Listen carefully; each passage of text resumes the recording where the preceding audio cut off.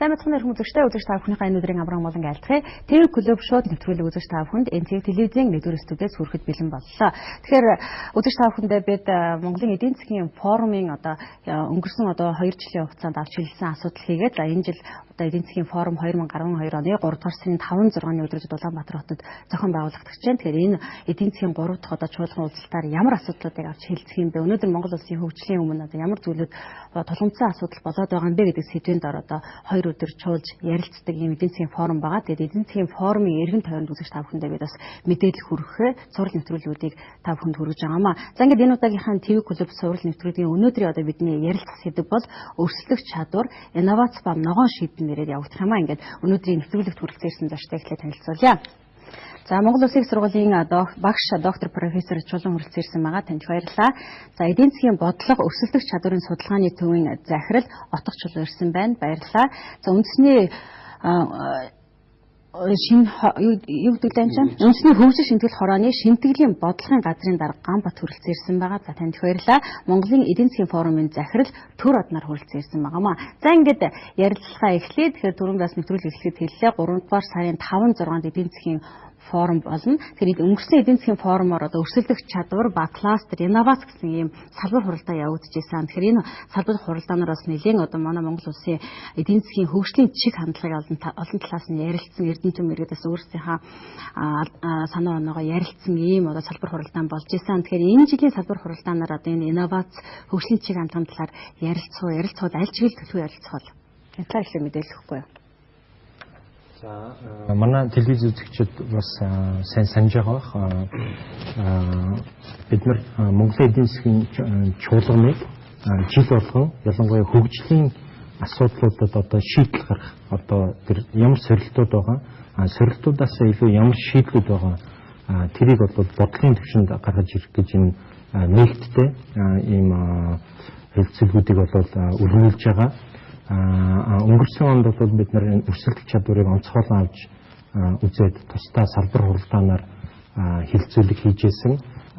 Үүний үр дүнд ч гэсэн бол тодорхой хэмжээгээр өнгөрсөн 2011 онд гарсан гэж үзэж байна. Энэ талаар манай Ганбатар илүү дэлгэрэнгүй бас тайлбар танилцуулга хийх баг. Энэ 2012 оны үндэсний эдийн засгийн чуулганы хувьд бол үндсэн 3 том малгай сэдвээр хэлцүүлгүүд өрнүүлж явуулна.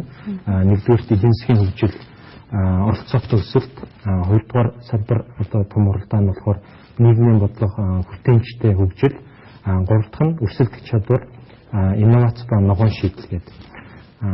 Энэ 3 дугаар салбар хуралдааны хүрээнд бид нар ялангуяа инновацийн орчин, технологийн гарцууд, за ногоон шийдлүүдийн хувьд бол мэдээж хэрэг хамгийн их яригдж байгаа асуудал бол сэргээгт эрчим хүчний асуудал байгаа.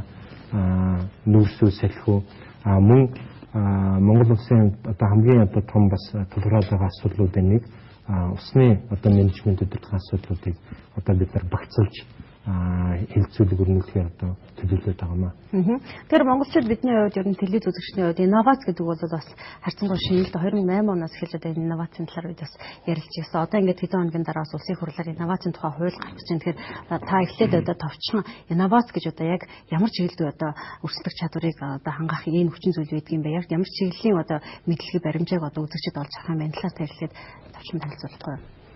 За их баярлалаа. Ерөнхийдөө бол инновац гэдэг бол хамгийн ерөнхий утгаар нь бол мэдлэг, технологиг ашиглаж баялаг бүтээх гэж ойлгож болж байгаа. За дотроо бол технологийн инновац, нийгмийн инновац эсрэг олон хэсэгт бол хуваагдаж ярьдаг. Гэхдээ энэ инновацийн тухай асуудлыг бид нэр сүүлийн бараг 10 орчим жил ярьж байна. За 2008 онд улсын их хурл байгуулагдсны дараа бол инновацийн тухай хуулийг батлан гаргахаар төлөвлөнд нь бол орсон байгаа. Тэгээ энэ хууль маань явсаар хагаад ямар ч байсан их хурл дээр батлагдах түвшиндээ очиод яригдж байна. За өнгөрсөн жилийн эдийн засгийн форумын салбар хуралдааны үеэр энэ инновац эрх зүйн орчин бүрдүүлэх, ялангуяа энэ хүрэн эдийн засгаас мэдлэг суурьлын эдийн засаг шилжилтийн эхлэлийг тавих, ялангуяа эрх зүйн үнцийг бий болгох, дэд үтсийг нь хөгжүүлэх, хүмүүсийг бэлтгэхтэй холбоотой юм багц асуудлыг нэлээд хөндөж ярьсан. Тэгээд энэ жил орчмын хүрээнд ямар энэ хууль маань батлагдах түвшинд боловсруулагдаж авсан нэг том алхам боллоо гэж үзэж байна. За хоёрдугаарт 11 оны 12 сард засгийн газраас өндөр технологийн аж үйлдвэрийг хөгжүүлэх хөтөлбөрийг баталж гаргалаа. Энэ бас манай судлаачид эрдэмтэд энэ салбарт хийсэн ажлынхаа үр дүнг нэвтрүүлэх, бүтээгдэхүүн үйлдвэрлэх талаар нэлээд тодорхой бодлогын баримт бичиг болж гарсан гэж үзэж байна. Ялангуяа санхүүжилтийн талаар энэ технологийн компаниудыг дэмжих, бойжуулахт нь бол дэмжлэг үзүүлэх асуудал бол энэ хөтөлбөр туссан байгаа. За ер нь бол инновацийн асуудал бол үндэсний хөгжлийн цогц бодлогод туссан. Монгол улсыг 2021 он гэхэд бол мэдээ эдийн засгийн үндсийг нь бүрдүүлсэн байна гэдэг энэ асуудлын бол хамгийн үндсэн юм байгаа. За манай таахан сайн мэдж байгаа бол эдийн засагт бол уул уурхайн салбар бол давмгаалж байна. За гадаадын хөрөнгө оруулагч ч гэсэн энэ геолог уул уурхайн салбар, за үйлчлэгээний салбар, нийтийн хоол энэ салбарт бол нэлээд төлхөө байгаа. За эдгээр нь бол их хөгжлийн технологи мэдлэгийг бол их бага шингээсэн ийм салбарууд байгаа юм л да. Тэгэхээр урт хугацаанд, дунд хугацаанд улсын эдийн засгийг тогтвортой хөгжүүлэх, за олон салбартаа олгож хөгжүүлэхийн тулд бол бид нар зайлшгүй бусад салбаруудаа хөгжүүлэх шаардлагатай. Үүний тулд бол энэ төрөөс технологийн суурьлсан аж үйлдвэрийг дэмжих энэ бодлогуудыг хэрэгжүүлэх шаардлагатай. Үүний хүрээнд бид нар энэ инновац гэдэг асуудлыг ярьж гэнэ гэж ойлгож байгаа. Ер нь ингээд аливаа нэг хэлэлцүүлэг явж байхад манай Монгол улс одоо ямар яг эдийн засгийн ямар чиг баримжаагаар хөгжих юм бэ? Өнөөдөр одоо хөгжлийн цогц бодлого алга байна гэсэн юм шүүмжлэлийг дээр доргуул ингээд ярьж илээдэг л да. Гэтэ урд нь одоо бас социализмын үед төвлөрсөн одоо төлөвлөгөөт эдийн засаг 5-5 жилээр төлөвлөдөг байсан. Энийг одоо эргээд хэрэгжүүлэл илүү одоо бодиттой юм биш үү гэхэд янз бүрийн тийм санаанууд явдаг. Одоо бол яг энэ орчин үед 21-р зуунд өнөөдөр бид нар одоо яг энэ мэдлэг суурилсан одоо таны яриад байгаа энэ инновацтэй энэгээр энэ чиг баримжаагаа тодорхойлоод хөгжих юм бол илүү одоо хөгжилт төрсөн улс орнуудтай төхөж очно гэсэн энэ утгаар нь ойлгож болох юм да тийм ээ.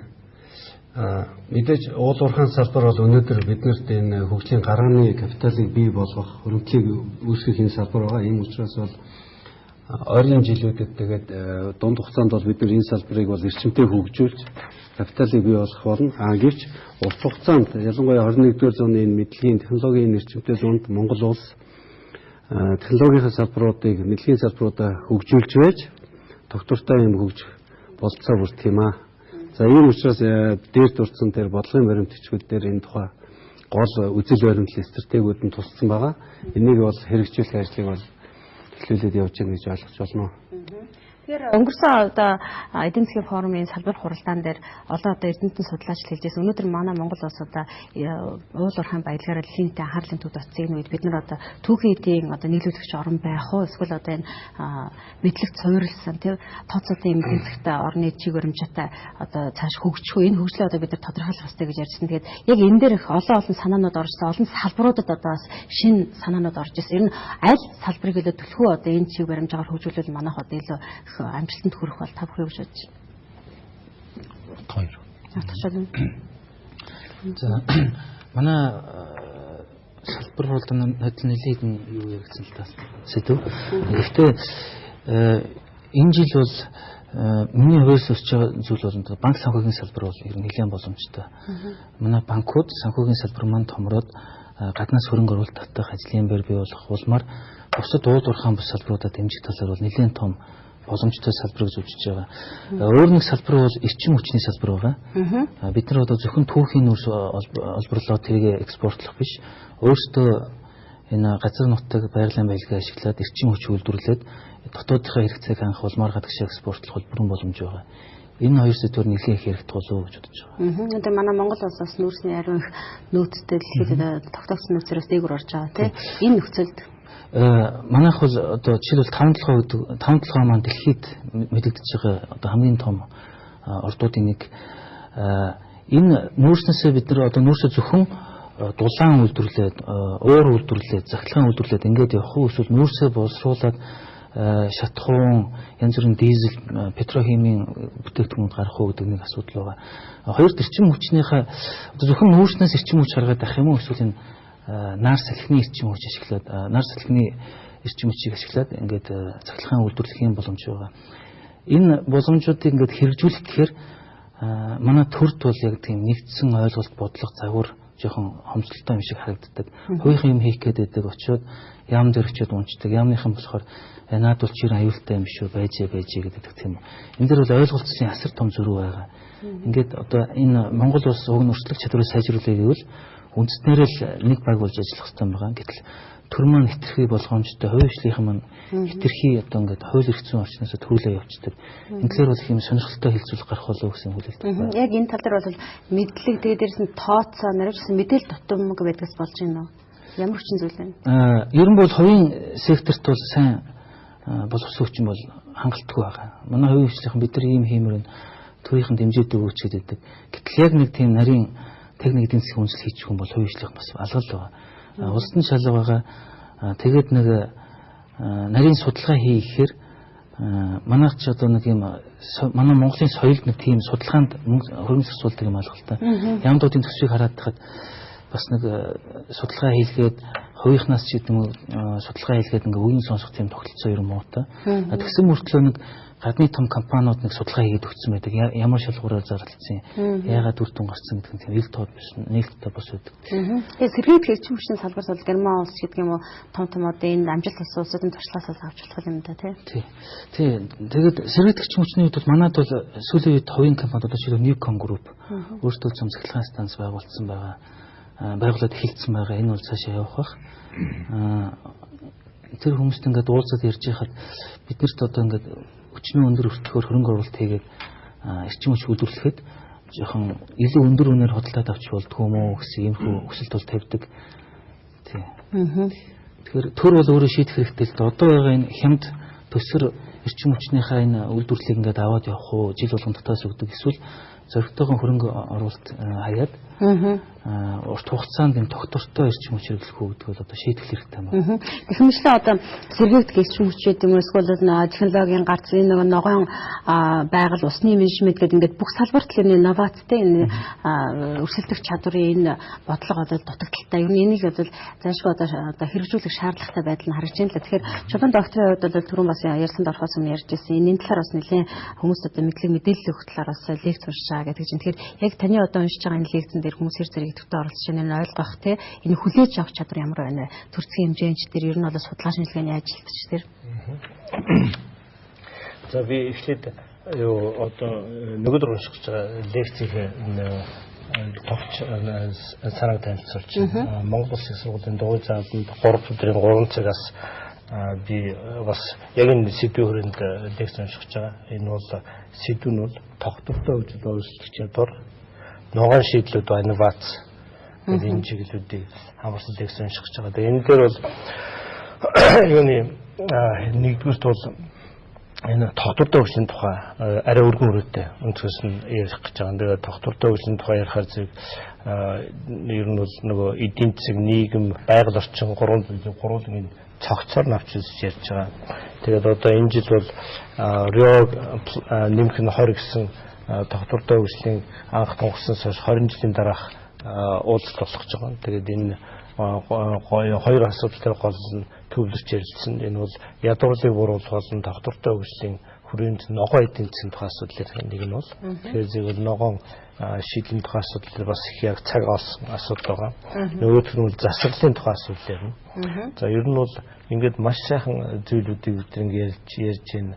Маш их олон гоё санаанууд бас үйж байна. Тэгээд энэ бүхнийг хэрэгжүүлэхэд бол чадвартай засаглал хэрэгтэй. Тууштай ногоон засаглалыг ногоон шийдлүүдийг хэрэгжүүлэх тийм засаглал хэрэгтэй болчих юм л та. Тэгээд шинэ үеийн удирдлагууд ч гэсэн юусаа нөгөө дэлхийн эдийн засгийн форум материалтай ер нь нэлийн дэлгэрэнгүй их танилцж байна л та. Тэгээд хамгийн сүүлийн засаглалтай холбоотой ганц өгүүлэлт бол яг юу вэ? Одоо шинэ үеийн ямар удирдлага хэрэгтэй гэвэл дэлхийн төвшөнд ч ойлгодог. Тэгээ Монгол төвшөндөө хэрэгжүүлэх айл төвшин энэ хослуулах тийм удирдлах шаардлагатай болчихно л да. Тэгэхээр одоо таны уншиж байгаа лекцэн дээр одоо янз янзын асуудлууд гарч ирэх байх та. Жишээлбэл одоо инновацигтэй инновац ногоон шийдэл гэж байна. Инновациг одоо ногоон эдийн засгтай юм ногоон шийдэлтэй яаж холбох вэ?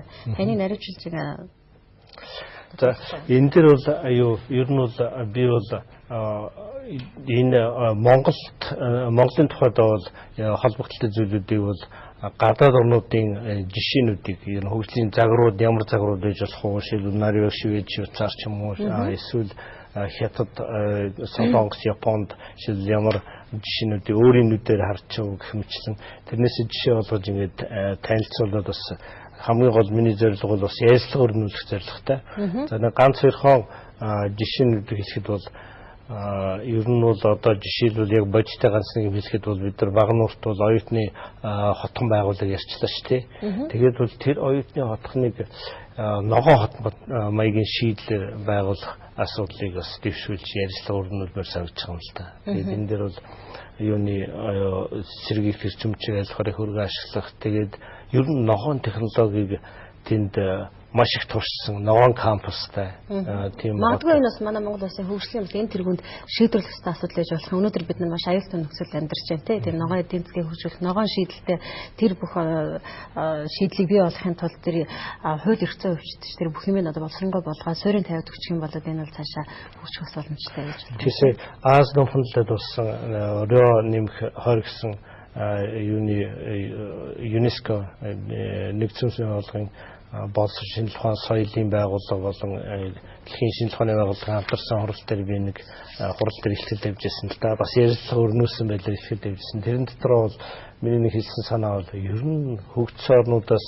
хөгжиж байгаа орнуудад туслах хамгийн оновчтой нэг арга зам нь бол ногоон кампусыг нь байгуулахад нь туслах юм биш үү. Тэгээ ногоон кампус нь байгуулж өгөөд тэнд ногоон технологиудын суурьшуулж өгөөд